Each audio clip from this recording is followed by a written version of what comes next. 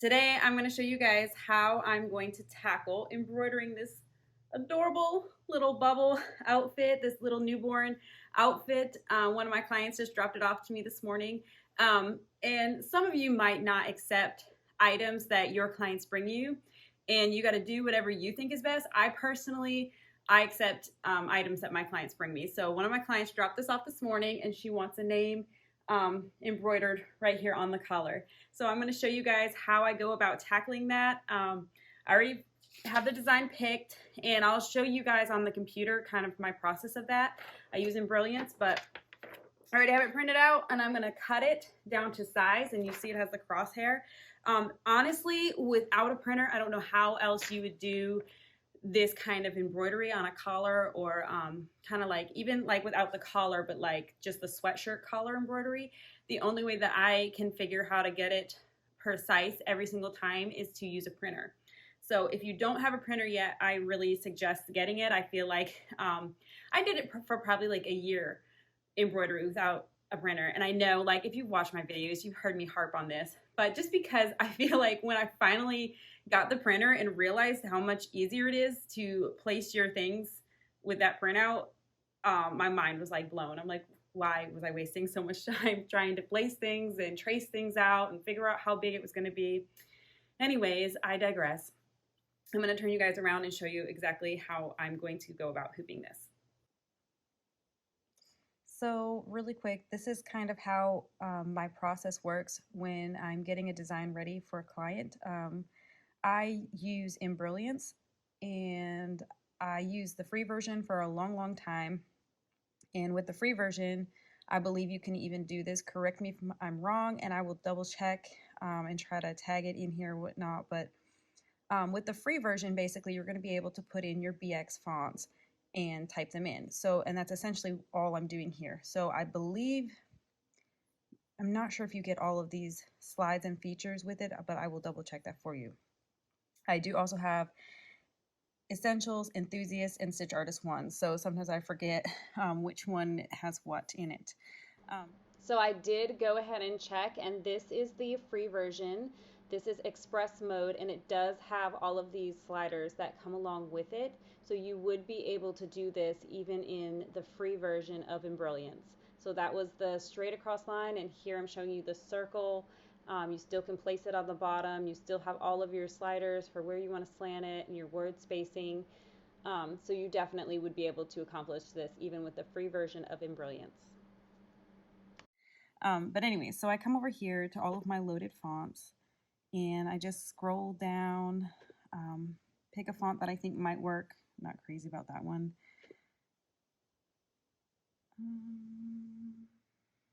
Let's see what this one looks like. I don't know. Maybe. And then so then I have this circle over here, and again, I'll double check and try to tell you guys what layer or whatnot that comes with. Oops, wrong. Okay. So once I click on that and have this clicked, place on bottom, so it's going to make the curve up, if that makes sense. And then you use these sliders here, and just however much you think, you can move it around.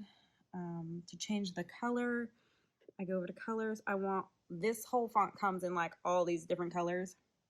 I just want it in one color. So I click that, pulls up this box, and I can actually just pick, and it changes the whole thing. So I'll go through this process for a few different fonts that I think will work for this project, and then I'll screenshot it, send it over to my client, and let them pick what one they want, and then I will tweak it to the size I want and the exact curvature and whatnot for the collar, and then print it out. And I will show you guys that next. Okay, so here it is. I'm just going to cut it down. And as long as, like, I don't need to worry about that crosshair so much, as long as I have at least this middle one, just to kind of help me get straight. But I like to cut it way down so that I can really see how it's going to fit on that collar.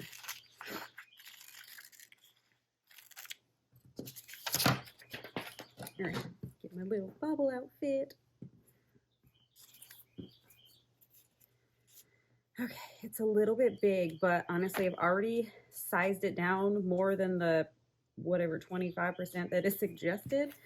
So I'm not going to size it down anymore. We're just going to go for it. And I think that size it'll be a statement. It'll look good. Okay. So I'm going to get my hoop. And I haven't fully thought through whether I'm going to try to hoop it or float it. Floating it might actually work better. But I actually have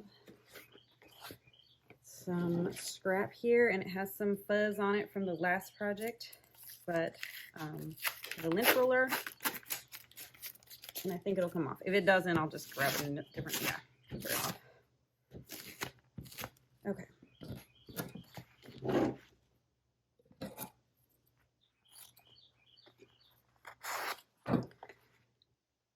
Okay, let's see. Guys, I actually think I might float it. Let's see.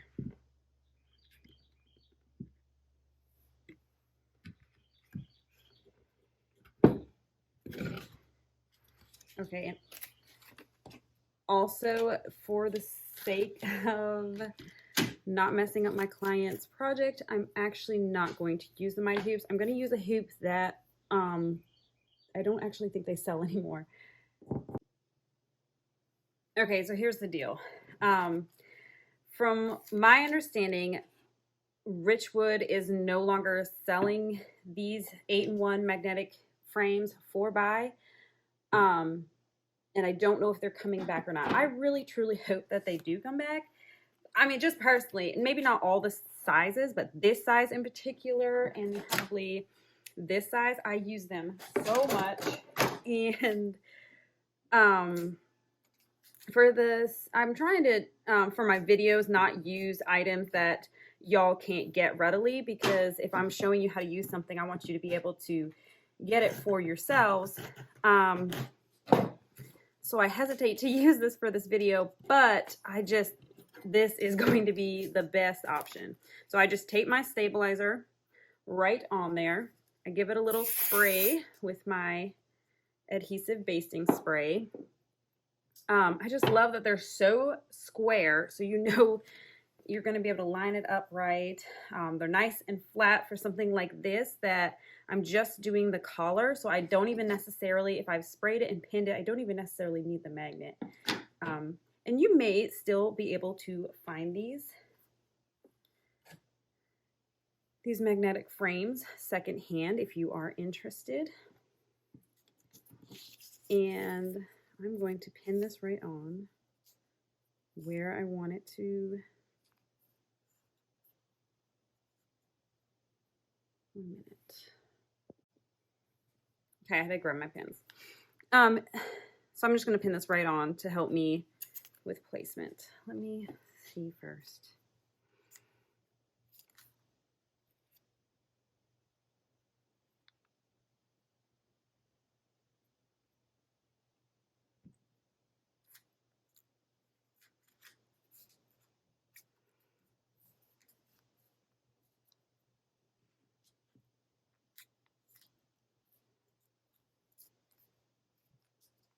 Okay, so what I'm going to do is I'm going to hoop it so that this line is straight, and you know, you kind of get confused with the curve, but really what you're looking for is that straight line.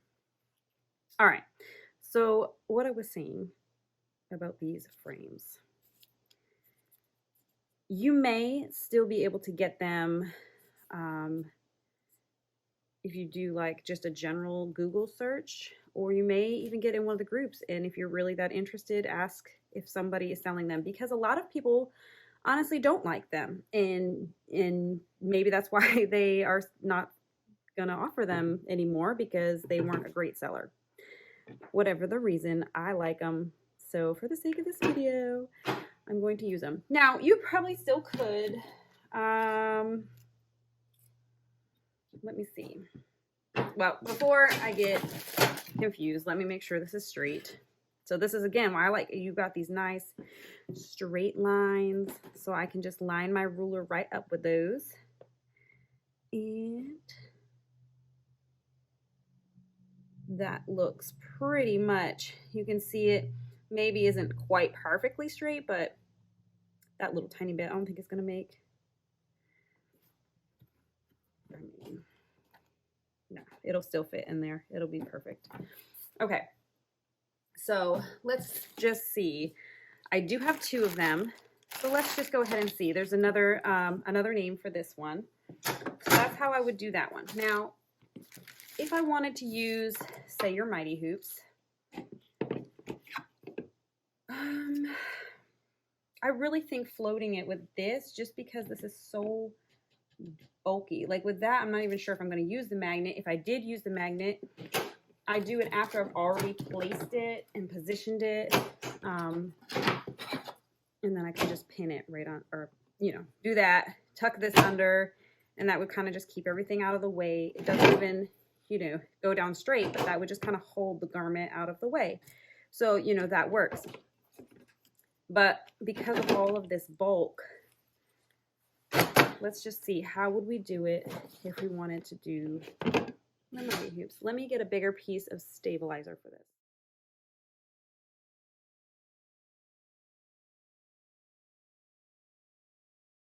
Okay, that feels like a drum. Okay, so here's another thing I just thought of that I can do. I'm wondering if it'll show through the white, but let's just see if I can kind of, so I'm using these dots as like my center, right? Can even use these screws on the sides. And why I'm taking you along with this journey and not just showing you like, oh, I've got it all together, I know what I'm doing. I want, like, if you see me struggle with these mighty hoops, if you end up getting them and think like, wow, everybody said they're so great and I don't know what I'm doing, or, you know, like me, you're not ready to just jump in with the Hoop Master and all the gadgets. You just want to build your collection, you know, a piece at a time. Hopefully, as I'm learning, you guys can learn with me and we can be in this journey together, because I am very excited about these hoops and I know that they're going to benefit my embroidery journey. Okay, so I have a new print out. And it's not, I mean, it's a little bit smaller. I adjusted the S a little bit. I pulled the Y up a little bit. I just did some adjustments. So let's see if it fits better. I'm going to cut this corner off so I can really see where it's going to fit. Oh, yes. Oh, perfect. Look at that.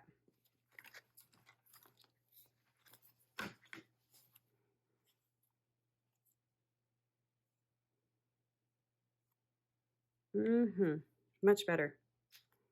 Okay.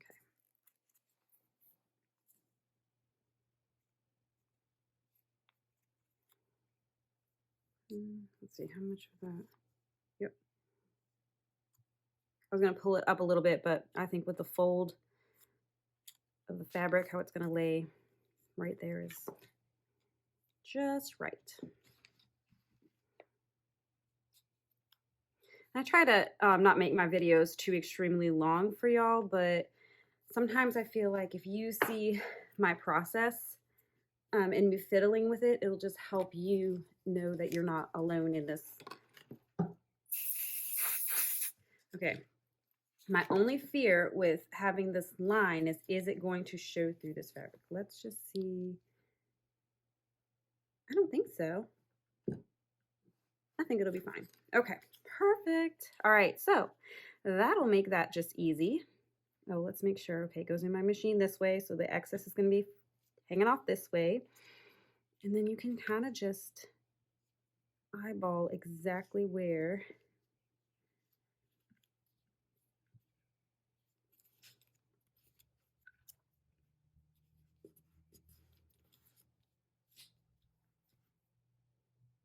All right.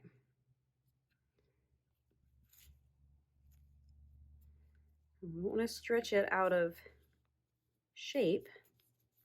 So you kind of just, I don't want to say loosely, you place it and you kind of try to adjust it without stretching it, because you don't want to stretch it because then it'll pucker.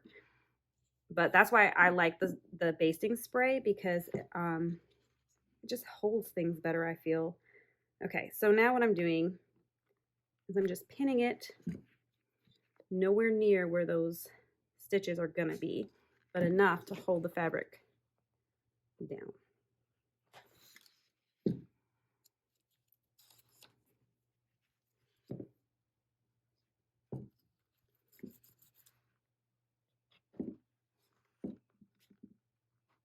Okay, so then when I put it on my machine, I will just line up that first needle to be right there on that crosshair. And actually what I can do here, if I pin it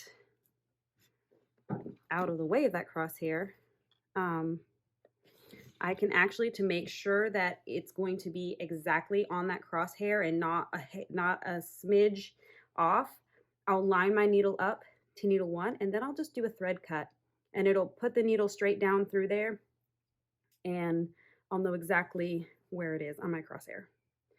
So let's go ahead and give this a go. So here we go. 2 different ways, 2 different kinds of hoops,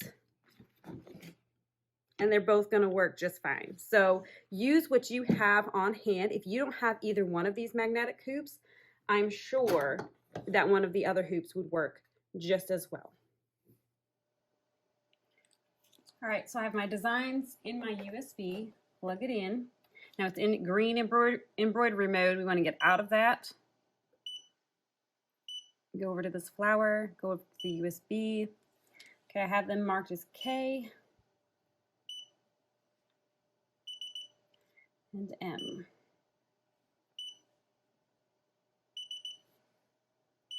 Go back to the flower. Let's do the M first. Okay, I'm gonna flip it. So you go down to this set and this little F with the arrows. You flip it till the F is upside down and in the right orientation, because if you flip it the other way, it could be upside down and backwards. Just make sure that you recognize that as an upside down F. Okay, ready to put it on the machine and find that crosshair. Okay, I'm ditching the tripod for a minute. This just is going to be easier for me to move around. All right, so it's set as that standard 9x9 or 10x10. To change that, and honestly, this would fit, and we wouldn't have to change it, but let's change it. Okay, so here's all of my preset designs. This one is that 8-in-1, and technically it's not in there, so you could just hit other. Hit okay. Okay, and it flipped it back around. I don't know why. I've never seen it do that before. Maybe it has, and I don't know. Okay, so make sure it's in the right orientation that you're looking for. Hit exit. Okay, now we have to get this needle 1. See, it's hitting the frame. We have to get it up to our crosshair, which I know before I even trace that it's obviously going to have to come way down. So use these arrows. You hit the down one, and I could move it like faster by pushing this middle button, and then see, it moves a lot faster. All right, once you get it kind of close, well, let's do the trace, because I'm pretty sure it's stopped on needle 1, but just in case. Okay, so this is where we're at. We need to go over that way. So we're going to use my arrows. Okay, it needs to come down. Let's come down more. Okay, we're getting close. Okay, it is very close. Let me see, I think it needs to go boop, boop, boop, boop, boop.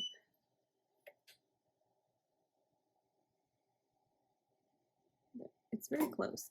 Here's now, if I wasn't holding the camera, I could get it, I would be able to do it better. But here's what I was talking about with making sure those pins are out of the way of that middle of that crosshair. Just a tip, I guess, would be actually do a little cut. And it just cuts a string. And if it leaves a little string in there, you would just pull it out. It didn't. And that shows you where it's at. See, I need to go down a little bit more still. And I wouldn't do that like a ton, but if you want it. All right. Look at that. I mean, that's pretty much, I can go over a tiny bit. There. See, it left a little string. Okay, I got it. But there, now I know it's exactly where I want it to be. I'm gonna pull my pins. Sorry that it's a little dark over here. I probably should have put more lights on. All right, and then I have my pink on needle 6. So you see up here, it has all of your needles numbered. And see here, there it is, needle 6. So to do that, I come down to these 3 little spools on my machine. I believe the newer version might be a little bit different. And I've said it before, don't worry about the colors, just worry about the number. I know I want needle 6. It's purple on here. Don't worry, I have pink thread in there. It's going to stitch out pink. So you do that, hit OK. All right, we're ready to go.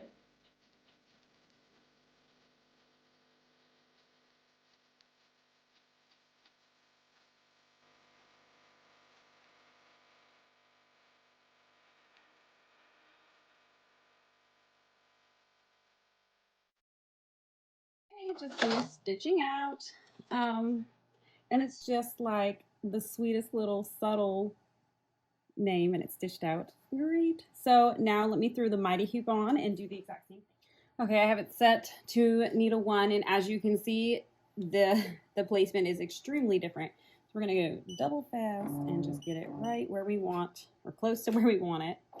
Okay, now we're gonna get it right on that.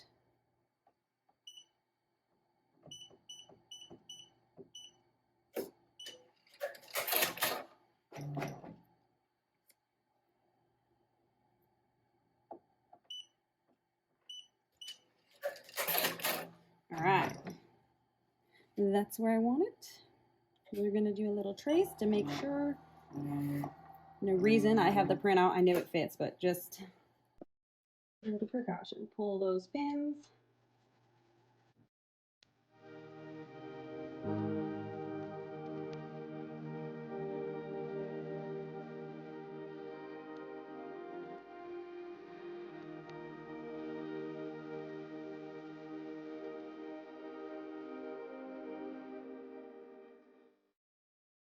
Okay, so I just pulled them off the hoop. I cut the stabilizer. I also didn't mention, or might have mentioned, but it was cutaway stabilizer. So anyways, they are off of, they're off the machine. Both the Mighty Hoop and the 8-in-1 magnetic hoops work just fine for this kind of project. And I hope that you found this helpful, just to see different ways to troubleshoot how to hoop something that's a little bit more tricky and a little bit more out of the ordinary. This technique would work with the collar of a sweatshirt as well. But I think the biggest tip that I have for doing any kind of embroidery that's on an angle like this is just being able to have your printer and be able to print it out so that you have that straight crosshair to go by. That's just going to be the biggest thing. And I don't really think at that point it matters what hoop you use. But you were able to see me use 2 different kinds of hoops and it worked just fine. So I always say, just, you have to do what works for you. So you have to use what you have on hand. So thank you for watching. Don't forget to like and subscribe and leave me a comment. Let me know if you found this helpful. Let me know some other things that you might want to see on my channel. So thank you.